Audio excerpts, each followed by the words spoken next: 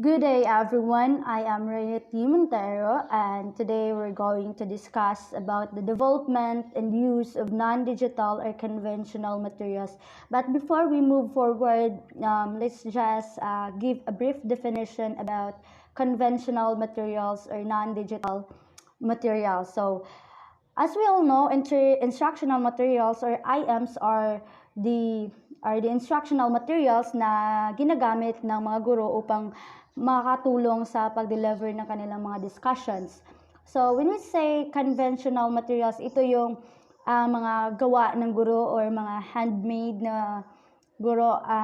handmade na materials at hindi siya digital. So, we did not use electricity in these instructional materials. So, instructional materials are defined as print and non-print items that are listed to impact information to students in the educational process. So, an important element in engaging learners is when the strategy used in delivering the lessons uses an instructional material. So, instructional materials have a big impact on the students as well as malaki siyang impact sa students at sa kanilang pagkatuto. Yun.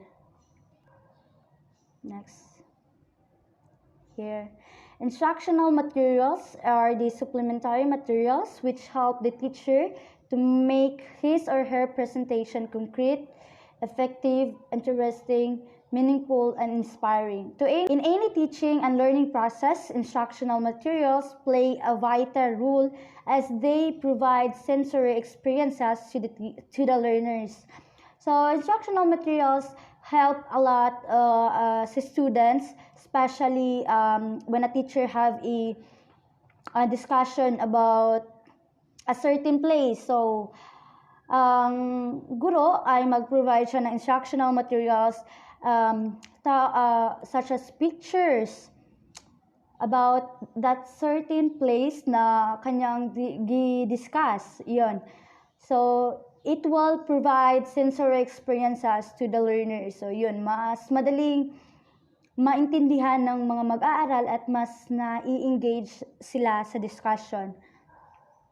So, there are different kinds of IMs or instructional materials. First is drawings, kits, textbooks, posters, magazine, flip chart, newspapers, diorama, pictures, or recording videos and the like. So, yun.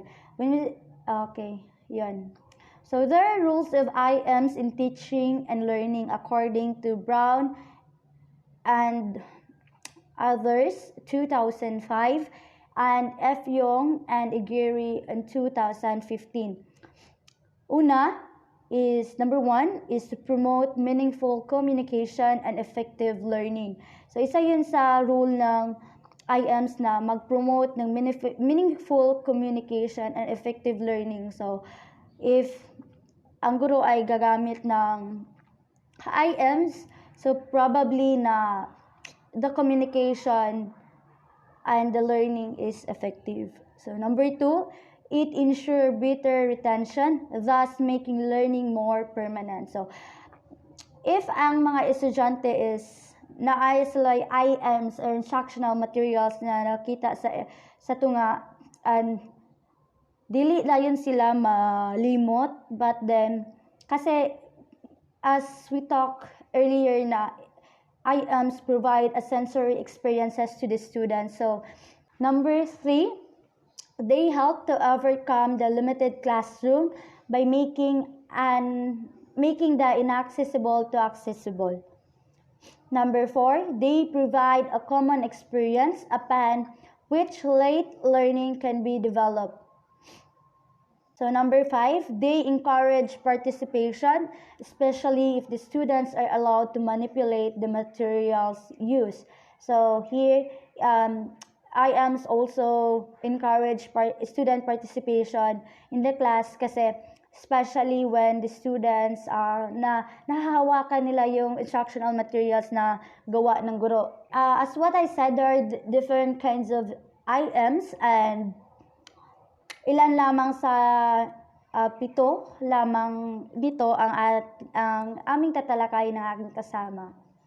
Una, first is diorama. It will make a classroom be creative and innovative. It is a fun way to build an exciting scene in a small scenes created of layer of materials, all depicting a similar concept or theme. They usually display a historical time period, a nature scene, or a fictional situation. So, diorama is nandito po sa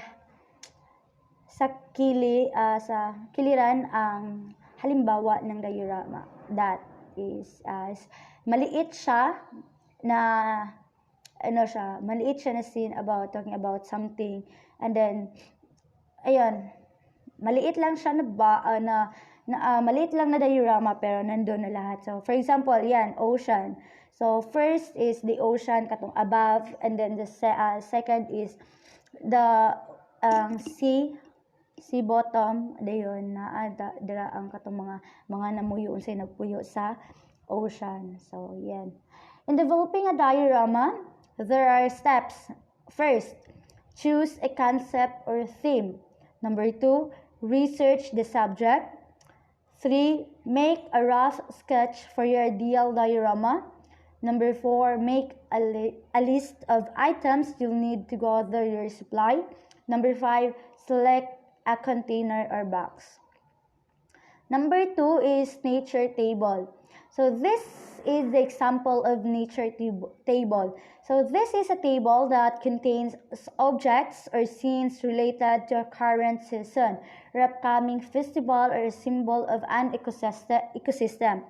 Children love to follow the natural changes that the world offers each month, and classroom decorations reflect this.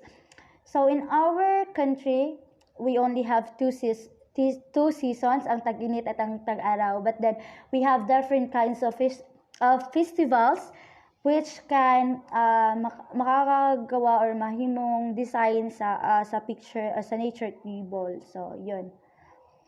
Number 3 is writing board. A writing board can display information written with chalkboard or blackboard, or special pens such as whiteboard. Although there are usually more effective methods of transmitting information, the writing board is still the most commonly used visual aid. So, alam naman natin na since grade 1, since preschool, lahat ng classroom ay may blackboard or chalkboard. And then college is meron pa rin, but then usually yung ginagamit sa college is whiteboard na. Yun. So there are suggestions in using writing board. Number 1, keep the board clean. Number 2, use chalk or pens that contrast with the background of the board so that students can see the information clearly. Number 3, make text and drawings large enough to be seen from the back of the room. Number 4, prepare complex drawing in advance. If very complex, an overhead transparency or 35mm slide may be preferable. So number 5, underline headings and important or unfamiliar words for emphasis.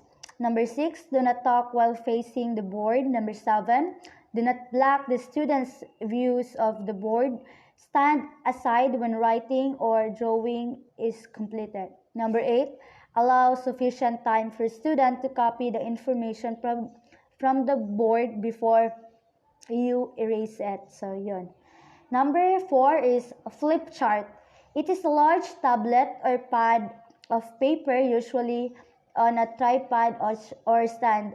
The picture here is an example of flip chart. So yun, may tatlong stand na parang tripod. So there are suggestions in using flip chart. Number 1, use wide tip pens or markers. Markers with narrow tip produce printing that is difficult to read. So yung mga wide tip markers ang gagamitin, yung mga malalaki, hindi yung mga narrow tips.